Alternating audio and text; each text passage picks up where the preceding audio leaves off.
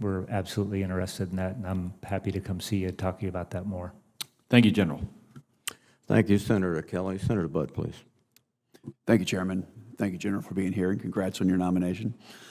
I want to focus on Special Operations Force structure and potential cuts that have now been widely reported, including an exclusive by Secretary of the Army with the Army Times. Special Operations Forces play a critical role in strategic competition, counterterrorism, and crisis response. So, and General, a true or false question here. So given these requirements, would you say that demand for Special Operations Forces from the combatant commands is growing? True or false, please?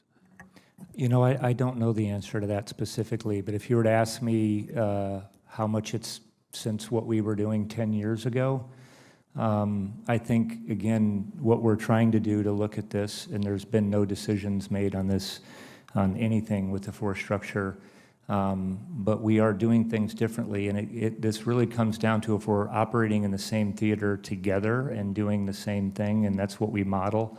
There are ways that we can do things, I think, one, more efficiently, and two, that would be better for the joint force. So we have a lot of capabilities that are out there already campaigning, and I think that we can do a lot of things together. Senator? General, thank you. I appreciate your responses earlier to Senator Ernst and her kind introduction of you. The trend that I'm seeing, and this is anecdotal, and we probably would have the data that we're seeing an increased demand on this, but the joint concept for competing states that the joint force will conduct irregular warfare operations and activities proactively to subvert, create dilemmas for adversaries, and impose costs on adversaries' strategic interests. So when I think of irregular warfare, I think specifically about Army SOF, Green Berets, psychological operations, civil affairs. So another true or false, decreasing the overall, and this is again, decreasing overall capacity of Army Special Operations will decrease joint force ability to conduct the irregular warfare called for by the joint concept for competing. Would that be true or false? I'm sorry, I've not given you a true or false, Senator, but I do think that, first of all, for SOF, it takes a long time to grow that capability. We have not, talked to anybody at SOCOM about specifically, for SOF, that specific capability, because I agree with you, we need that capability and out there. I think what we're talking about is how we support that capability that they have. Thank you, General. And in keeping with that, it would seem that if we did decrease SOF in the joint force, that would decrease our ability to compete. So what does the operational and personnel tempo look like for Army Special Operations? I would tell you that the op tempo is high really across the Army for what we're doing. So that's kind of what we measure it as far as we're looking at brigade combat teams. The same enablers that we're talking about are over there forward. For example, in Europe right now, it's all the Army enablers that are already over there that are supporting the SOF, so they wouldn't have to send additional folks over there. So that's what we try to do economies of scale. That's what you would expect us to do, because we also need an Army that can fight and win, and so I think that's all part of it. General, continuing on with that, and I think I heard in that answer that you said it's high right now.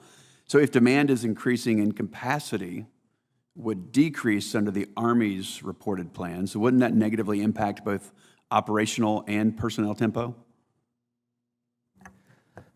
Again, we would like to decrease tempo, purse tempo for everybody that's out there. Right, but I understand if it actually is increasing, wouldn't decreasing under the Army's reported plans, wouldn't that negatively impact operation and personnel tempo?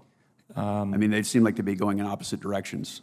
If you're talking very basically like that, I would love to come over and have a detailed conversation with you on this, Senator, really for everybody about this. Thank you, General. So I hope that we can make some reasonable decisions here. I look forward to that conversation that are in the best interests of the Army and the Joint Force as a whole. So I'm going to be following this closely, and I would love detailed updates as the department's planning progresses. But in my final time here, I want to ask on a different topic. When we spoke in my office, you mentioned the Army needs to improve its marketing strategy to address the recruiting crisis. You've mentioned recruiting a bit before, but what strategies and tools, a little different question, what strategies and tools would you suggest to improve Army recruiting?